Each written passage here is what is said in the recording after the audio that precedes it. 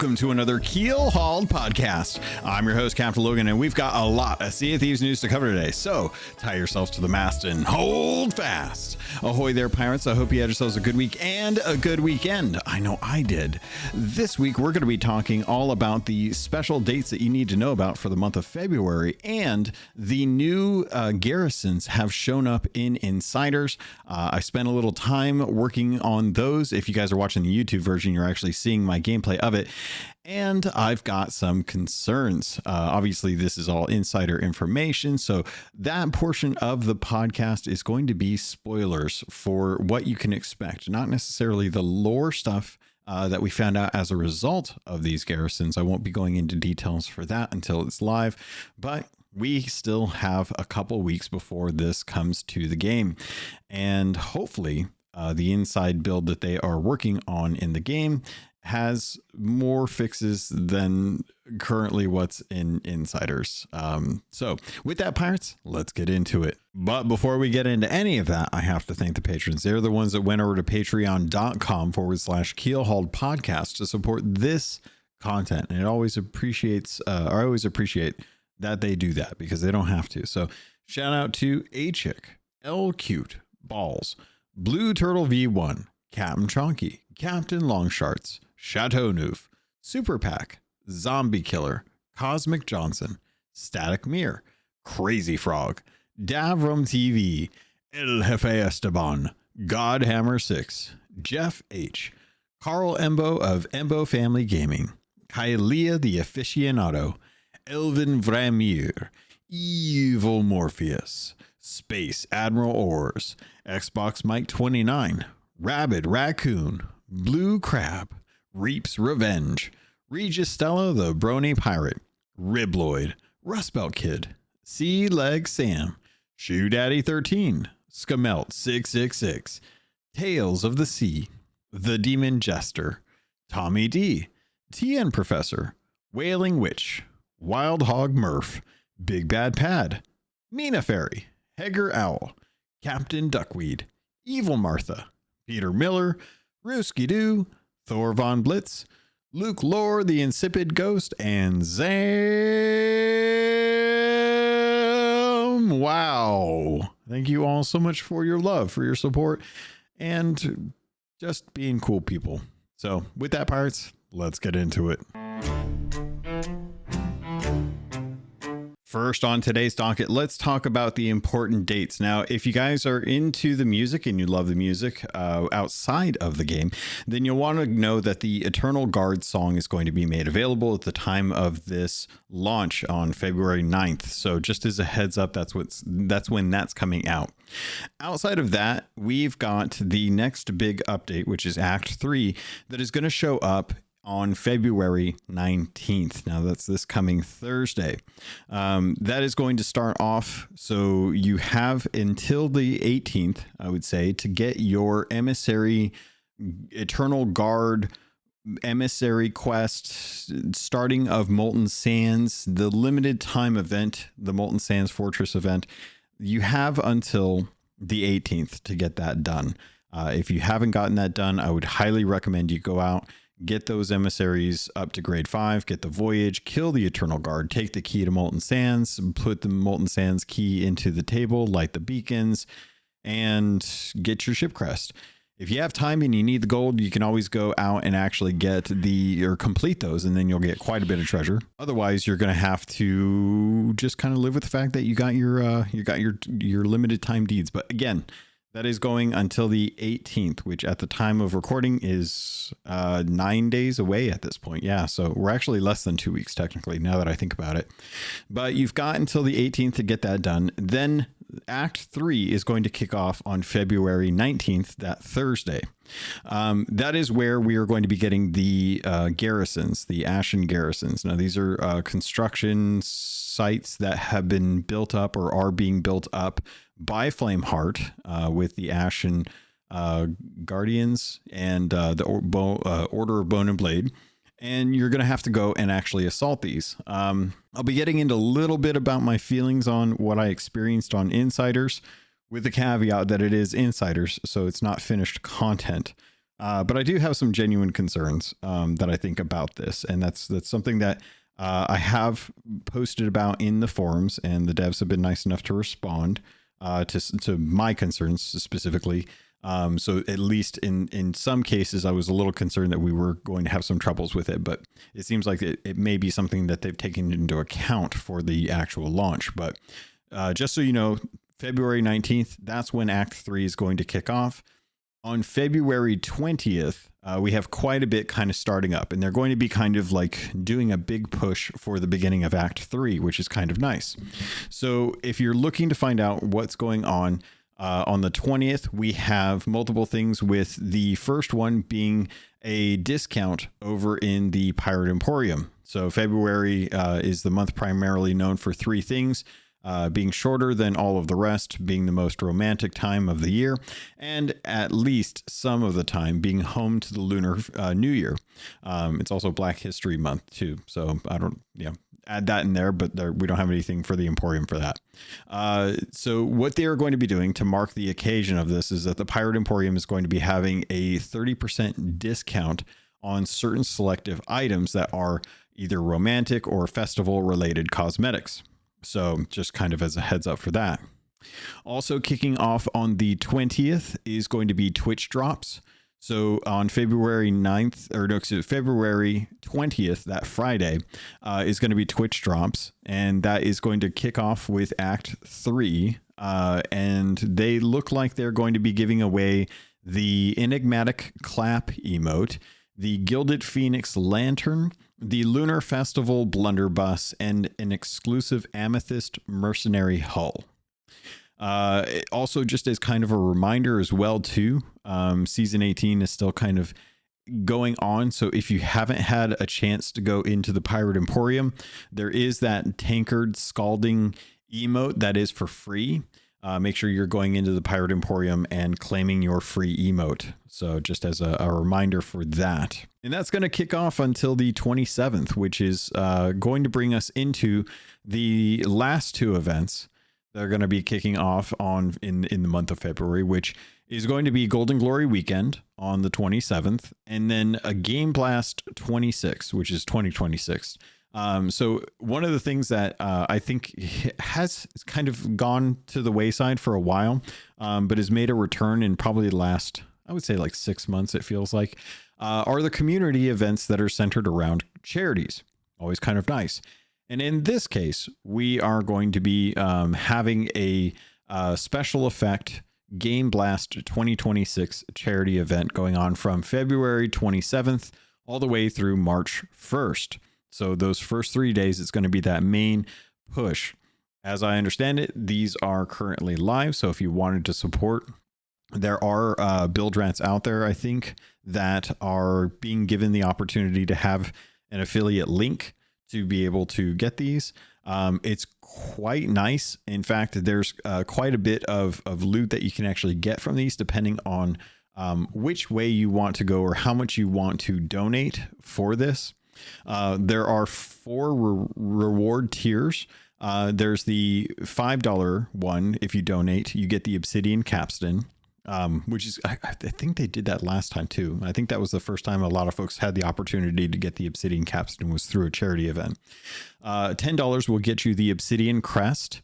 And then the $15 one will actually get you the Obsidian Cabin Pack, which has the chandelier, the chair, the book, the bed, the drapes, and I believe I believe that's it. And I'm trying to see if I can find it real quick, because I want to make sure that the last one, which is the $20 one, yes, the $20 one, it comes with the table, the chair, the bed, the chandelier, the curtains, the drapes, the rugs, the logbook, the ship crest, and the capstan. So the highest one will actually get you the entire interior, whereas the $15 one in pounds, that is only going to get you the table, the chair, the bed, the chandeliers, the curtains, the drapes, the rugs, and the logbook. So for myself, I went ahead and went with the 20-pound one because I think this is the first time that the curtains for the galleon have been offered. Otherwise, everything else has all been released in the past, which I've had everything else, but to get the curtains kind of rounds out the rest of the ship set. They may end up going back and doing these again, in which case there's a good chance that they will be doing going back to like the cannons, the sails, the other ship parts to kind of like give more opportunity for players to be able to get those. But all in all, it's nice that they are doing this. I always like it when they do these. The Obsidian set is one of those ones that a lot of folks have been trying to collect because it's one of the ones that you can't get it outside of kind of having the pre-ordered stuff, like the Black Sea Dog set when the game first came out.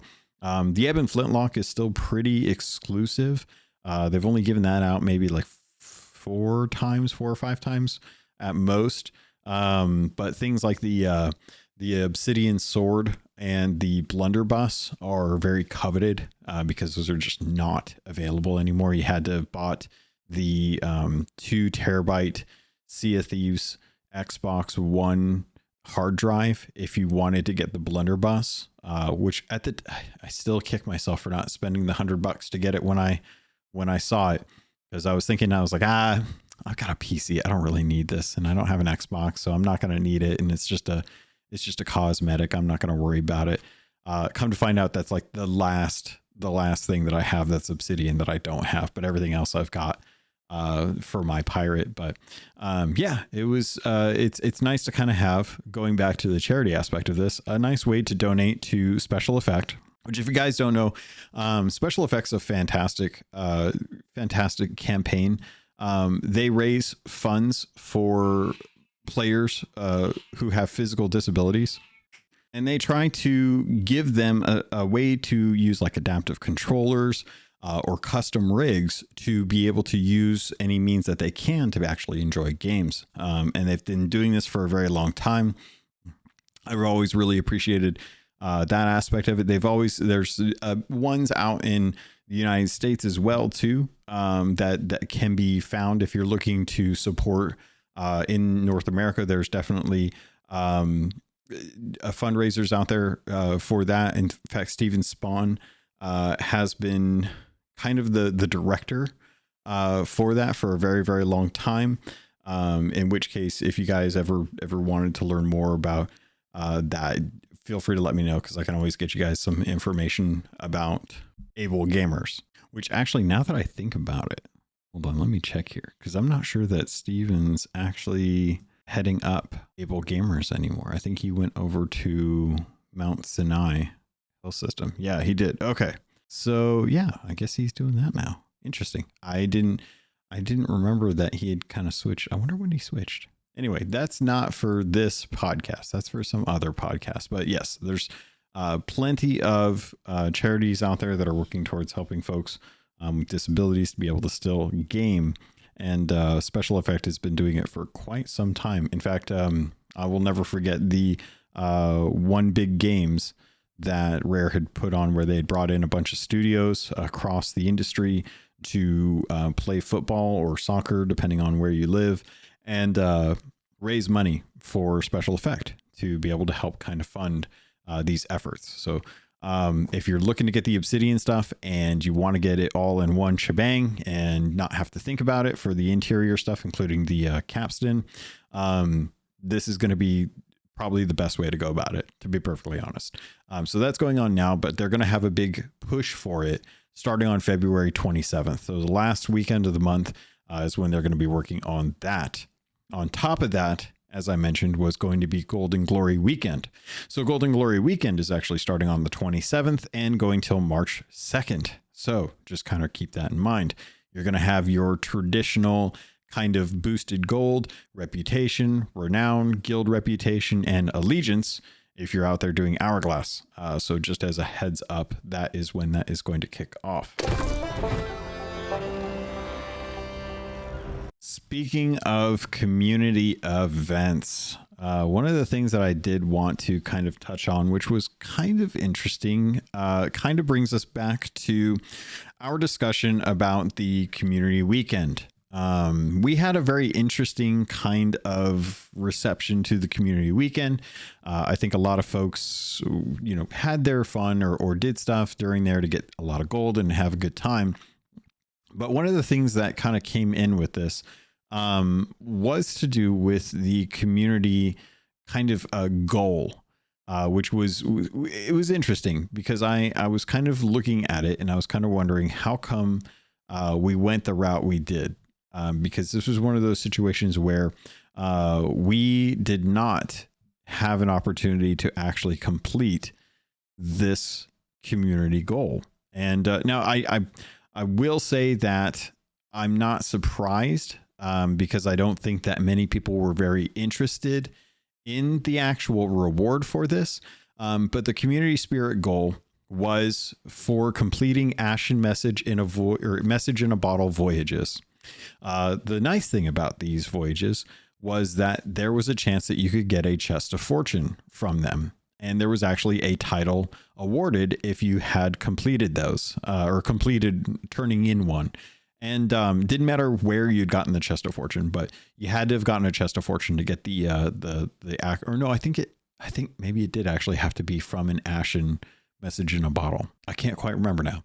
But regardless, the point of the thing that I'm bringing up has to do with the event and the community spirit goal.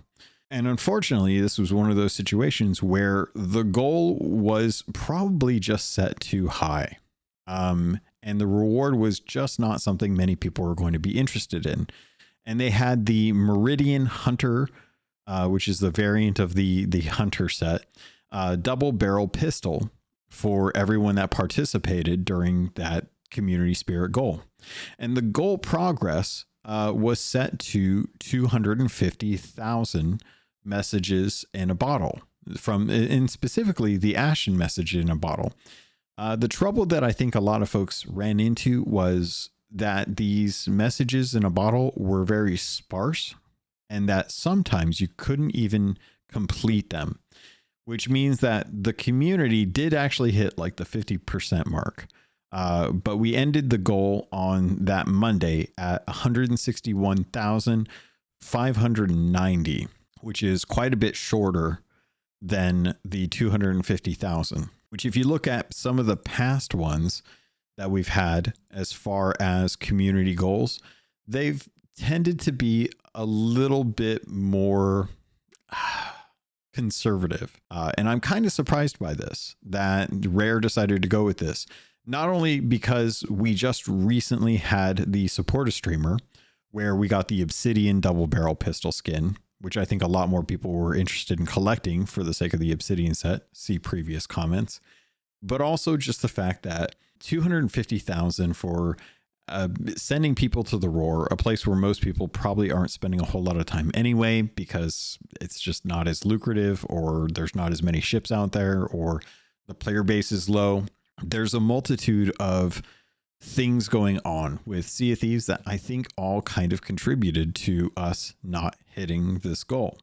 And not to say that I don't think that Rare just kind of set the bar too high, because I do think that Rare set the bar too high for this, and that if we were going to complete this, we were probably going to need to have maybe 150,000. So I don't really know if this speaks to the design of the event, with it not working perfectly all the time, or if it speaks to the player population where they just weren't around or interested in this reward, or if it has to do specifically with the fact that it was a double barrel pistol. And had this been a sail or a hull or a sword or a hat or something that was different than the least popular weapon, I think more people probably would have been a little more interested in getting it. In fact, I think more people were probably interested in getting the title for turning in a chest of fortune, not necessarily because it was a title, but because they knew that they were potentially going to be able to get a chest of fortune. And with the new season, a lot of people still have that next 30 to get, or just a way to actually like go in and keep working towards their grades. So it's interesting. It's very interesting to kind of look at this and wonder what was going on with this particular community weekend goal that they had set for themselves. So hopefully the next one that they have is more in line with where I think the community is and where the community want, or what the community would like to have as rewards if they're going to be working towards these.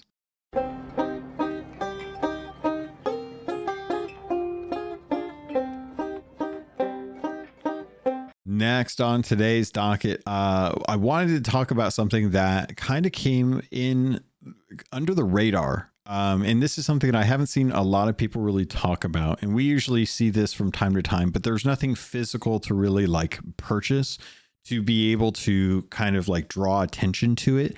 And I haven't seen Rare talk about this at all. So if they have, it's been completely like under the radar as far as their posts, as well as their newsletters and stuff like that.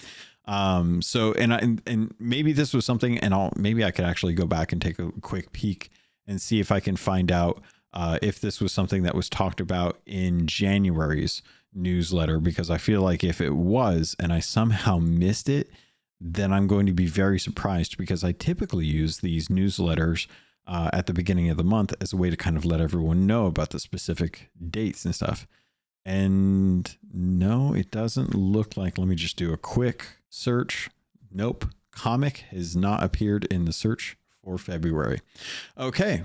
So let's talk about Sea of Thieves comics. Sea of Thieves comics started out in the first year after the book came out, the Tales of Sea of Thieves. And I've been collecting the comics for quite some time, both physically and digitally. You can add them through Amazon to your Kindle on your account there and actually just kind of thumb through them. I've used them for years as reference points to lore, because Mike has always told us that the outside content that we get, or I can't remember what it's called. What is the media that's outside? It's like external media. I know there's a name for it, so I can't quite recall what that is, but I'm sure it may actually come to me. But the content that comes in from outside the game is considered canon. And because of that, I've always looked at that and thought like, okay, well, you know, aside from a couple things that have been out in the game versus out in the comics, everything has stayed relatively true. All of it is canon. And we have a new set of comics out, and they all came out on the 27th of January, which is surprising to me, because looking at the month of January, the Pirate Emporium had a sale go on the 28th. And then on the 22nd was when Act 2 kicked up, but there's no mention of there being a web comic from Chris Alcock, who wrote all the books, and Roald Marselius, who I believe was artwork, did the artwork for all of these. And so it's called Sea of Thieves, The Last Bite. It's a 5-episode webcomic that follows a crew. In fact, I'll read a little blurb here. A new crew of rogues have sailed to the pirate paradise known as Sea of Thieves, but things aren't right aboard the ship. With their captain lost and tempers fraying, one question's still on everyone's mind. Which of them broke their oath and stole the last bite of, it's of food?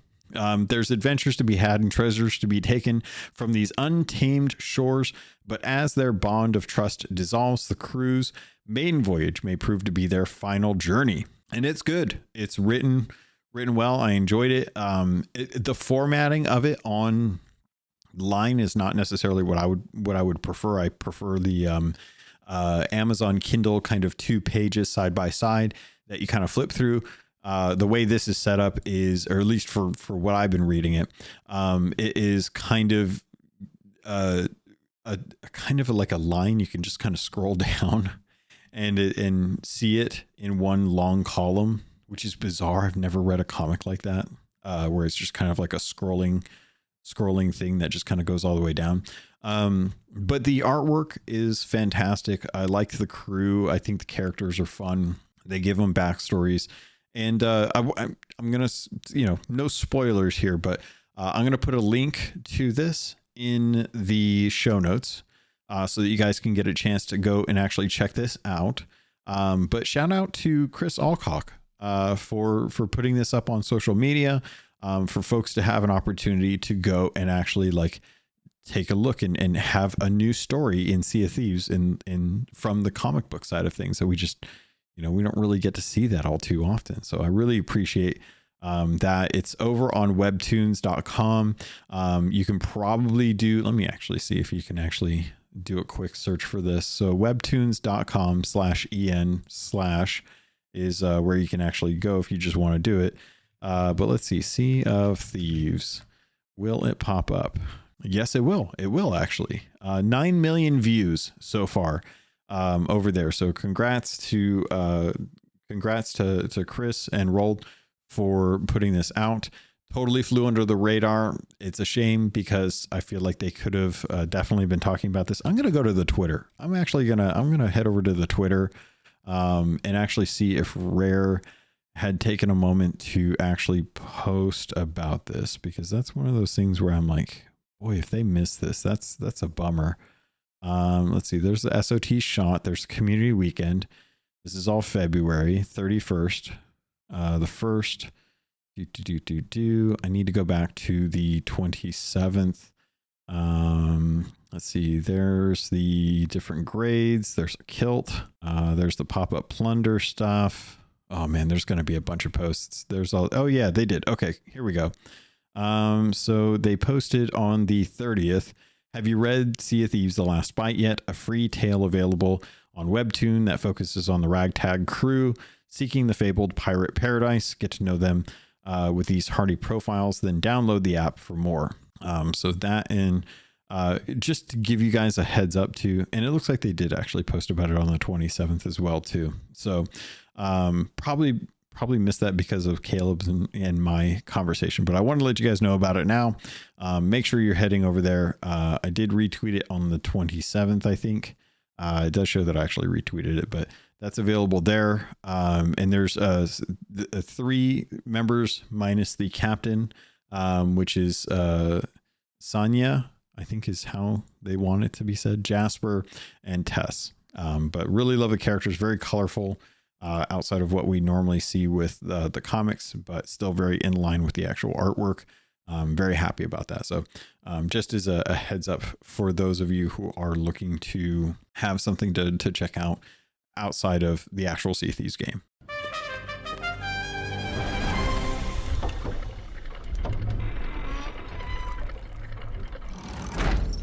All right, pirates, this is where I want to get into talking about the Ashen Garrisons. This is something that I did two versions of on Insiders. No lore spoilers here. We're just going to be talking about the experience of the actual garrisons.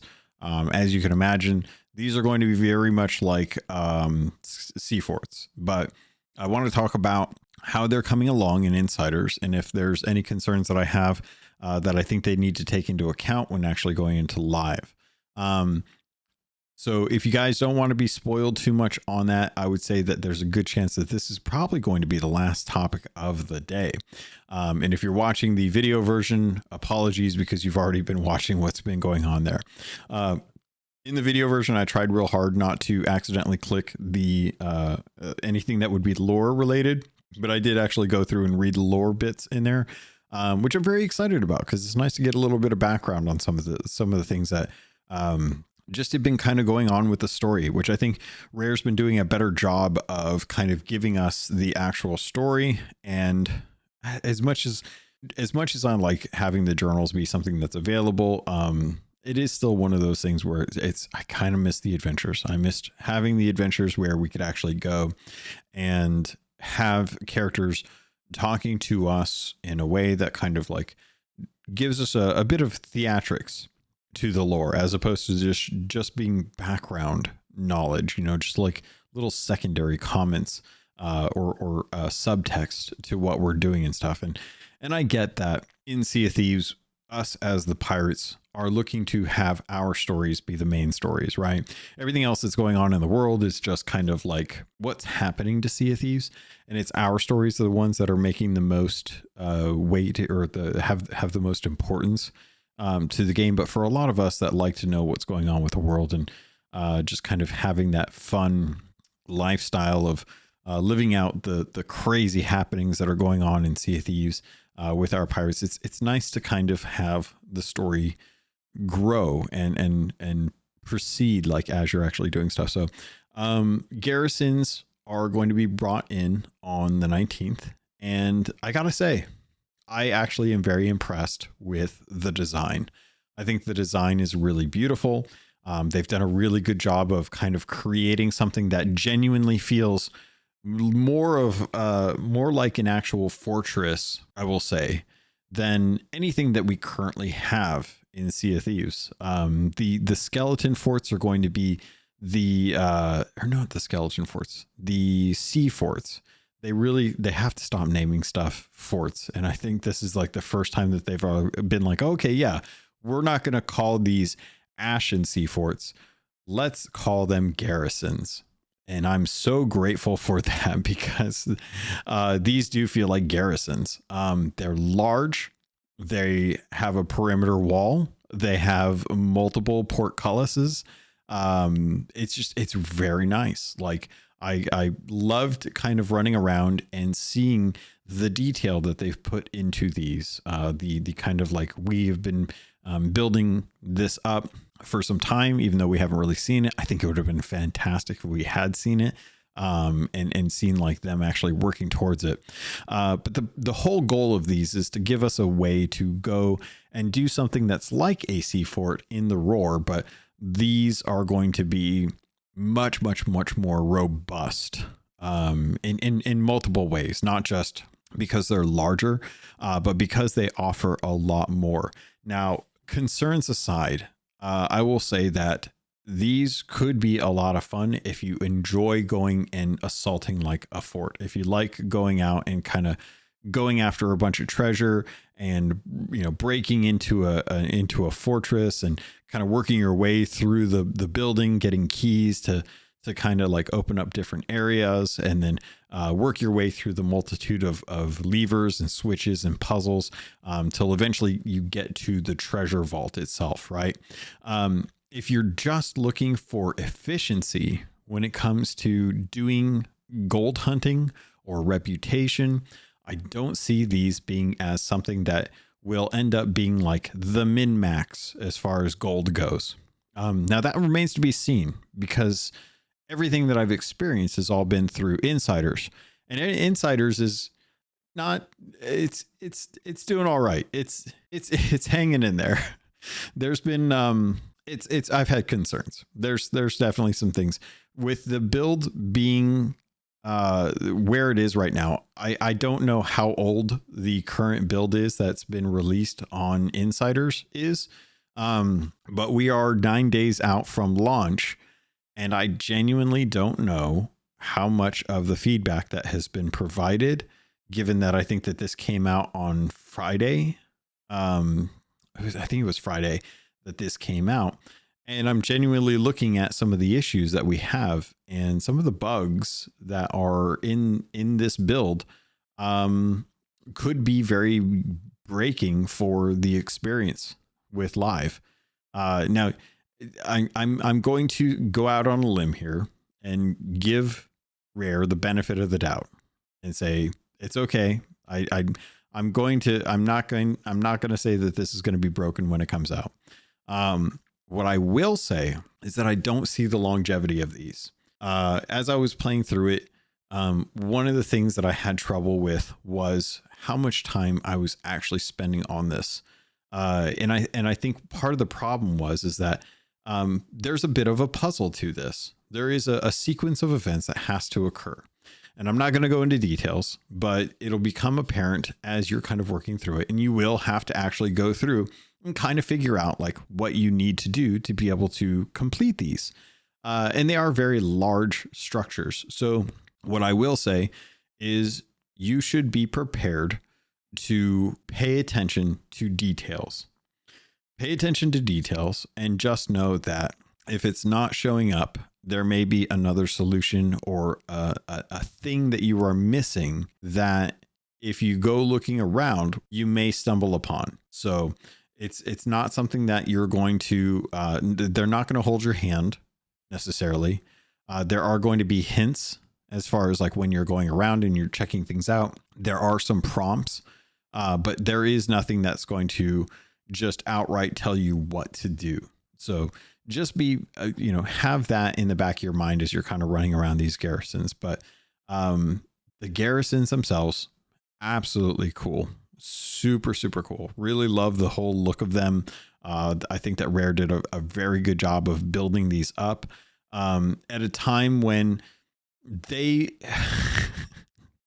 used to not know how they were going to be able to get the performance to be able to add things like the Kraken head, which is a whole nother topic, to the game, or they weren't going to be able to expand the world and add more islands. We've had so many changes to the game and so many introductions of new things that when I look at these two garrisons, I'm like, man, these have learned, these show a lot of the result of Rare learning from past development. They've added things like traps. They've added things like switches. They've added things like locked doors and puzzle progression. They've really tried to kind of build up these garrisons around a lot of the features that have come as a result of multiple parts of the game, through adventures, through mysteries, through tall tales.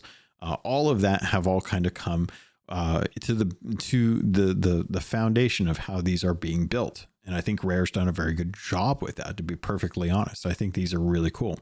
It's a shame that it's only just the two and that the other ones haven't started to see any kind of improvements on there as well too. Now, the skeleton camps, I will say, have been getting bolstered. So it's clear that Rare is not done with those either. And they're willing to actually take some time to kind of put in some love on some of the old infrastructure as well as they're kind of building these out. So as far as the praise goes, I'm not going to get into the lore and I'm not going to get into the loot tables because I think that those are kind of still being worked out, and that I don't think that necessarily the loot table is set in stone, even if the garrisons are made out of stone. Some of the things that I do have concerns about, though, they are bringing back Ashen keys for this, very much in the same way that the current banished vaults have in the Roar, where you need to have the Ashen keys to be able to open up compartments. Rare has been transparent about that, the fact that those keys should be available on the garrison. So that is kind of a spoiler, but that is also one of those things where if you hear something about Ashen keys being needed for this, then at least know that they should be on the actual garrisons. Now, if they spawn, fantastic, and working as intended. If not, then it could be an issue where it's just not working properly. But the expectation is that you should be able to get the Ashen keys from them without having to fish them up or get them beforehand. And the reason I say that's important is because these are going to be new raid voyages. You're going to be able to dive to these. And since you can dive to them, that means that you can't go and actually farm up keys to be able to take them to the garrison when you go to dive. So how are you supposed to get? Are you just supposed to fish these up? No, that's the thing that I was concerned about when I was first kind of leaving some feedback about these. The other concern that I have with these has to do with the loot table as far as the special items that are going to be in these. And not to speak to, whatever I saw that was existing in the game currently, but more so the special items. And there's a special item that you have to get out of these garrisons. It's part of the commendations, and you have to actually take those to the Reapers. Now, I thought that was madness when I found out what these were. I went and I was working with Achik as we were checking this out. And she commented that these were something that you had to take back to the Reapers. We had no way of knowing. We was just kind of guessing. And I was like, that is wild that were breaking into a Reaper fortress or a Reaper garrison to steal these things, only to take them back to Reapers. What sense does that make? So I posted about that on the on the forums, and I was like, why are we stealing from ourselves to get paid out for stuff that we already own as Reapers? You know, like that, like imagine imagine you go into, I can't even think of a good example of this, but man, it's just it's like it's like selling your parents' heirlooms to your cousin for treasure after your cousin was the benefactor of those heirlooms. It's like taking something from your cousin's house and being like, hey, look what I found. Is there a finder's fee? And they're like, oh my God, yeah, thanks, man. I don't know where that went. I'm so glad that you found it. Here's a reward. Awesome. It's like kidnapping yourself.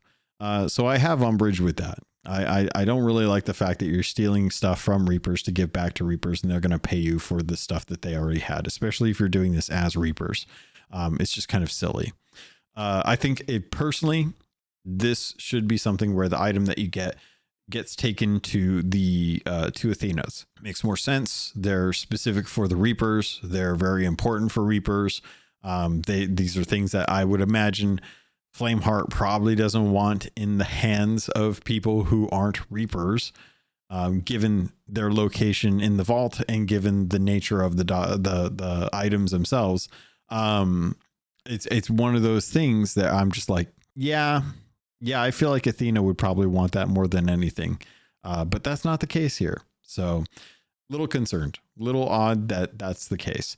But I think it's hard to say kind of like how these are going to come, but I have a feeling that due to the nature of how long they are, with the current loot table that I've seen and how many times you have to do them, and the fact that you have to take the special items from the Devil's Roar all the way to Reaper's hideout, is going to be a little bit too much of an ask, especially for what the payout was on insiders.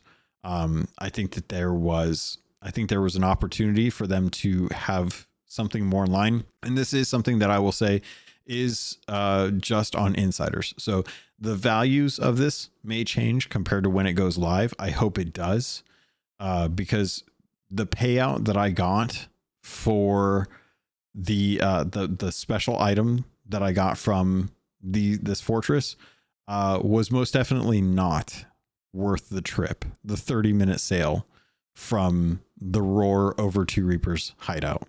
Like it wasn't. If I'm looking to min max, it's much quicker for me to go do a 30-minute skeleton camp for 20,000 gold for an orb than it is for me to go and do one of these fortresses.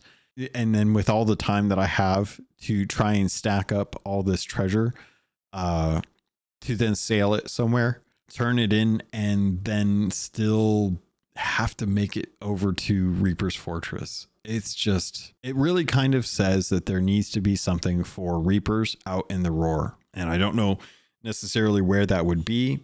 If I had my druthers, I would say I'd probably put it at Kraken's Fall. And I know that I've talked about, I think it's Fetcher's Rest. I'd have to go. I always conflate Fetcher's and Flintlock. I can never remember which is the north one, which is the south one. But the one where the Flameheart's tomb was, or prison, I think would be a perfect turn-in point. But that's also an Eternal Guard place as well too. So maybe somewhere that's less or more neutral. I don't know. So you don't have to worry about having spawns of emergent world threats as something that you would have to be as like a turn-in point. So maybe like somewhere else that could just be something that is a turn-in point, because I think Reaper's hideout being a turn-in point in and of itself and not specifically tied to anything that's related to world events or world bosses or boss-like characters, I think would be the way to go with that. But at present, I don't get the impression on my initial feedback from the insider build that I'm going to want to do these solo. First off, I don't think I'm going to want to do these solo with how long they take. And secondly, how far I'm going to have to sail to try and get these done. So I think aesthetically and lore wise, they look and feel cool. I really enjoy that aspect of them. If you ask me about why I'm taking the things I am to Reapers, I'm going to say that that's hogwash. It doesn't make sense. And I think that they most definitely should have been going somewhere else compared to where we have to take them. As far as the longevity of these I have to say, while people are working these things out, I would say you're probably going to expect somewhere between, I would say like 45 minutes to an hour and a half, if depending on how good you are at working out puzzles. And the puzzles aren't hard. It's not like they're that hard. It's just, you have to figure out what the trick is and then run around to actually like go take care of that. And I'm imagining, I'm going to assume that the game is going to have most of the bugs that I ran into fixed. If you're watching the B-roll for this, you may see, depending on how long this episode goes, you may actually see some of the bugs that I had. But overall, I will say that I don't think this is going to be something that people spend a lot of their time doing, much in the same way that I don't think that I see a lot of people doing things for these sea forts currently as well, even though I still think that sea forts are probably one of the best resources in the game when it comes to getting fruit and cannonballs and wood. Like, they're exceptional when it comes to stocking up your ship. They're quick to knock out. The treasure in them is not that great, but you don't necessarily have to go there for the treasure.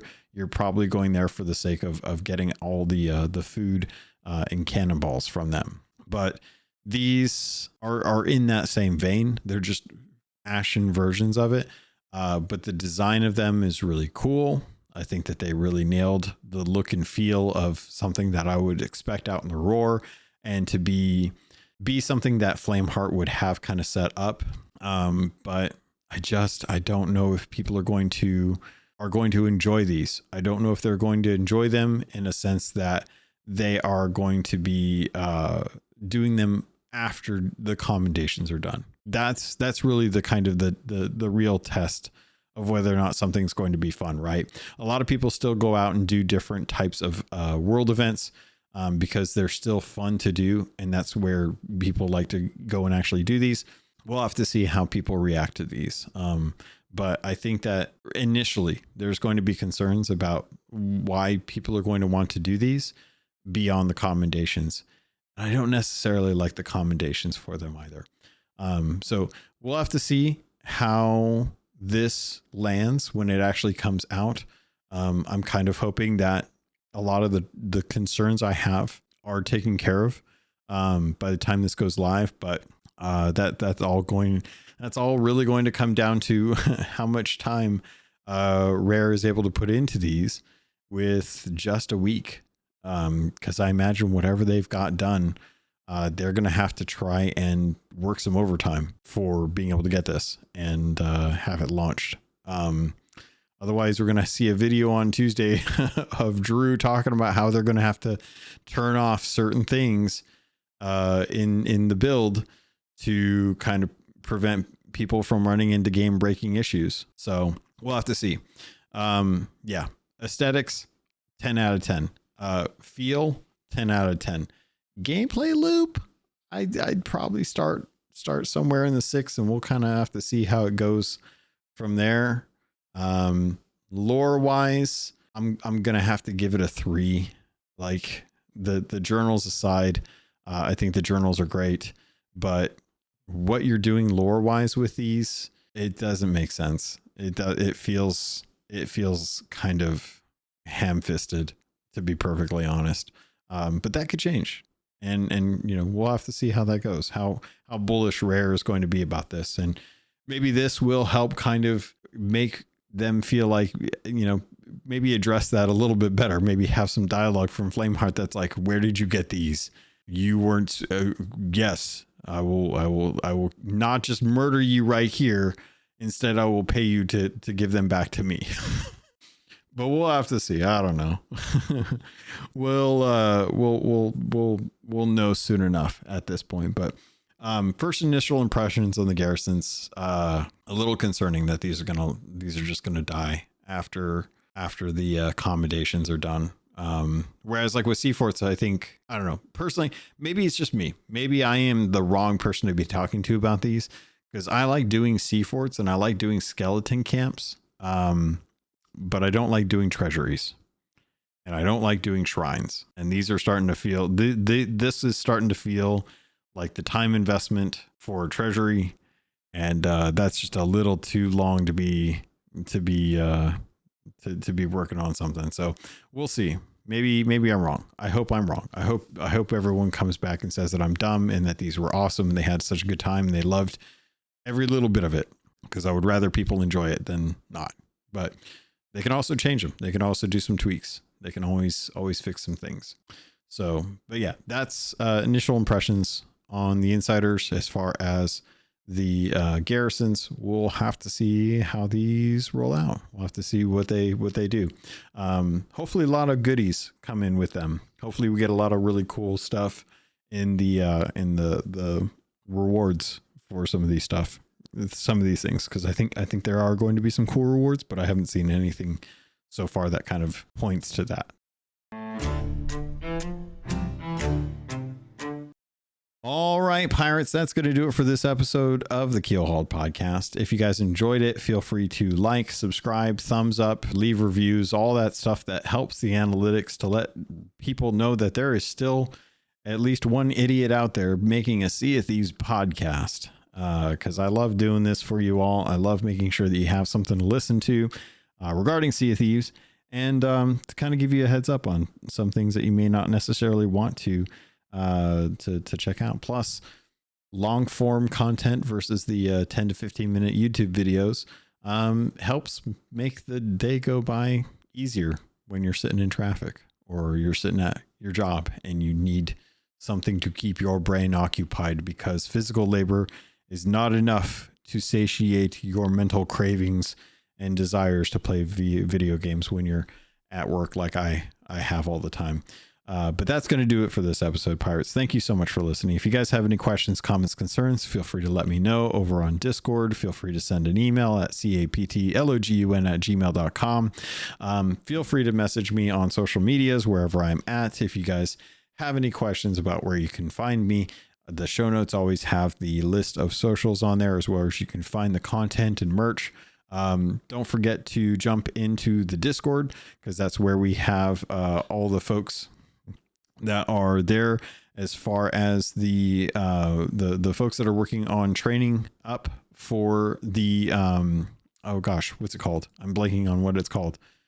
Guys, I'm forgetting the champions trainings. The Keelhauled champions are always on every Saturday. They're always working with folks to go in and try and teach people how to do Hourglass PvP, which is something I just don't enjoy. I just do not enjoy that mode. I will check it out when they come out with the Battle Royale. I will check it out when they make the changes.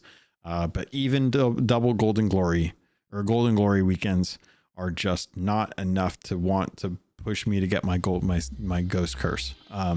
It will probably take some more time kind of working through those levels, because right now, boy howdy, is it tough to want to jump into Hourglass.